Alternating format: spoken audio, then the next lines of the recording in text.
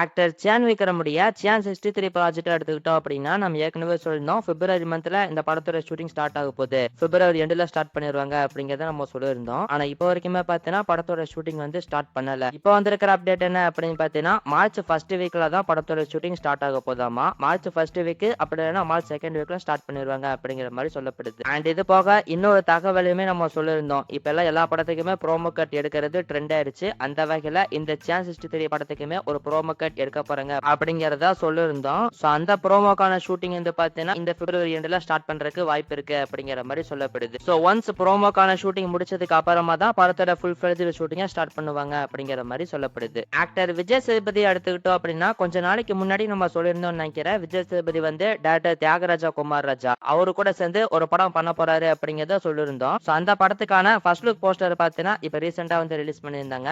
After super deluxe திரைப்படத்துக்கு அப்புறமா விஜய் சேதுபதி பாத்தீங்கன்னா அகைன் வந்து தியாகராஜா குமார் ராஜா கூட ஜாயின் பண்ணிருக்காரு. சோ இந்த படத்துக்கான டைட்டில் வந்து பாத்தீங்கன்னா பாக்கெட் நாவல் அப்படின்னு சொல்லிட்டு வச்சிருக்காங்க. அண்ட் இந்த படத்துக்கு இளையராஜா அவர்கள் தான் மியூசிக் பண்றாரு. கேஸ்டிங் அப்படின்னு பார்த்தோம்னா ராஜிபி ஷெட்டி அப்படிங்கிற ஒரு ஆக்டர் நடிக்கிறாரு. அண்ட் மாளவிகா மோகன் கிஷோர் இவங்க 3 பேர் பார்த்தா இப்போதைக்கு கன்ஃபார்ம் பண்ணிருக்காங்க. சோ இவங்களை தாண்டி இன்னும் இந்த படத்துல யாரெல்லாம் நடிக்க போறா அப்படிங்கறத வெயிட் பண்ணி பார்க்கலாம். அண்ட் இந்த படத்துக்கான ஷூட்டிங் வந்து பாத்தீங்கன்னா ஸ்டார்ட் ஆயிருச்சு அப்படிங்கிறதுமே கன்ஃபார்ம் பண்ணிட்டாங்க. அண்ட் இந்த ப்ராஜெக்ட் முடிச்சதுக்கு அப்புறமா விஜய் சேதுபதி பாத்தீங்கன்னா நம்ம ஏற்கனவே சொல்லியிருந்த மாதிரி டைரக்டர் மணிரத்னம் இயக்கத்துல ஒரு படம் பண்றதுக்கான வாய்ப்பு இருக்கு. அப்படி இல்லைன்னா கிருத்திகா உதயநிதி அவங்களோட இயக்கத்துல ஒரு படம் பண்ண போறாரு அப்படிங்கறத சொல்லியிருந்தோம் இல்லையா. சோ இது ரெண்டுத்துல ஏதோ ஒரு ப்ராஜெக்டா அடுத்த ப்ராஜெக்டா ஸ்டார்ட் பண்ணுவாரு. என்ன பண்ண போறாரு அப்படிங்கறத வெயிட் பண்ணி பார்ப்போம். ஆக்டர் எஸ்ஆர் உடைய அரசன் படத்தை எடுத்துக்கிட்டோம் அப்படின்னா ஸ்டார்டிங்ல கரெக்டா தான் இருக்கு. ஆனா பினிஷிங் சரியில்லையப்பா அப்படின்னு சொல்ற மாதிரி தாங்க இருக்கு. ஏன்னா ஷூட்டிங் ஸ்டார்ட் பண்ணும்போது பரபரப்பா ஸ்டார்ட் பண்ணாங்க. அதுக்கப்புறம் செகண்ட் ஷெட்யூல்ல பார்த்தீங்கன்னா இன்னமும் ஸ்டார்ட் பண்ணலங்க. சோ ஏன் செகண்ட் ஷெட்யூல் வந்து டிலே ஆகுது அப்படிங்கிறதுக்கு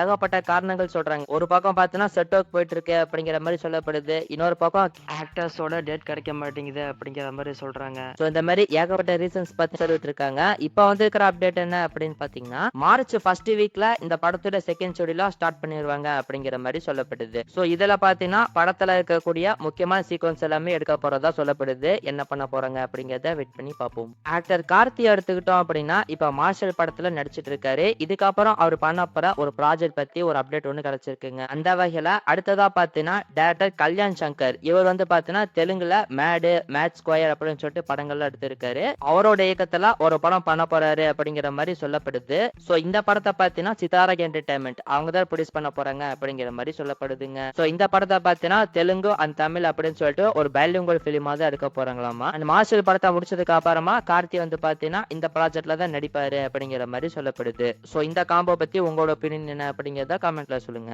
ஆக்டர் சூர்யாவை எடுத்துக்கிட்டோம் அப்படின்னா இப்ப சூர்யா 47 திரைப்படத்துல நடிச்சிட்டு இருக்காரு. இதை முடிச்சதுக்கு அப்புறமா நாம ஏற்கனவே சொல்லியிருந்தோம் சூர்யாவுடைய 48வது படத்தை டைரக்டர் பாண்டியராஜ் அவர் தான் டைரக்ட் பண்ண போறாரு அப்படிங்கறத சொல்லியிருந்தோம். சோ அந்த ப்ராஜெக்ட் பாத்தீங்கன்னா ஆல்மோஸ்ட் கன்ஃபார்ம் ஆயிருச்சு. சோ இதுக்கு அடுத்து சூர்யா 49 பத்தி வர அப்டேட் என்ன அப்படின்னு பாத்தீங்கன்னா நம்ம ஏற்கனவே சொல்லியிருந்தோம் டைரக்டர் பரசுரம் அவர் வந்து சூர்யா கிட்ட கதை ஒண்ணு சொல்லியிருக்காரு அப்படிங்கறத சொல்லியிருந்தோம். அதான் சூர்யா 49 இருக்கிறதுக்கு வாய்ப்பு இருக்கு அப்படிங்கறதையுமே நம்ம சொல்லியிருந்தோம். இப்ப வந்து இருக்கிற அப்டேட் என்ன அப்படின்னு பாத்தீங்கன்னா டைரக்டர் அஸ்வத் மாரிமுத்து அவருமே பாத்தீங்கன்னா ரீசெண்டா சூர்யா கிட்ட ஒரு கதை ஒண்ணு சொல்லியிருக்காராமாங்க. அண்ட் ஆல்சோ அந்த கதை சூர்யாவுக்கு பிடிச்சு போய் அதுதான் சூர்யா 49 இருக்கிறதுக்கு வாய்ப்பு இருக்கு அப்படிங்கிற மாதிரி சொல்லப்படுது. ஆனா அது எந்த அளவுக்கு கன்ஃபார்ம் அப்படிங்கிறது இப்போதைக்கு கிளியரா சொல்லிட முடியாது. அப்படி என்ன கதை சொல்லியிருக்காரு அப்படின்னு பாத்தீங்கன்னா நம்ம ஏற்கனவே சொல்லியிருந்தோம் அஸ்வத் மாரிமுத்து வந்து சூப்பர் ஸ்டார் கிட்ட ஒரு கதை ஒண்ணு சொல்லியிருக்காரு அப்படிங்கறத சொல்லியிருந்தோம் இல்லையா. சோ சூப்பர் ஸ்டார் கிட்ட சொன்ன அதே கதையை தான் பாத்தீங்கன்னா சூர்யா கிட்டயுமே சொல்லியிருக்காரு. சோ அந்த கதை பாத்தீங்கன்னா ஒரு மாஸ் கமர்ஷியல் பிலிமா இருக்கும் அப்படிங்கிற மாதிரி சொல்லப்படுதுங்க. சோ கண்டிப்பா அஸ்வத் மாரிமுத்து கூட சூர்யா வந்து பாத்தீங்கன்னா ஒரு படம் பண்ண போறாரு தான். அது சூர்யா 49 இருக்க போதா அல்லது வேற எதுவும் ப்ராஜெக்டா இருக்க போதா அப்படிங்கறத நம்ம வெயிட் பண்ணி தான் பார்க்கணும். சோ இந்த சூர்யா அண்ட் அஸ்வத் மாரிமுத்து இந்த காம்போ பத்தி உங்களோட ஒப்பீனியன் என்ன அப்படிங்கறத இந்த வீடியோவுடைய கமெண்ட் செக்ஷன்ல சொல்லுங்க.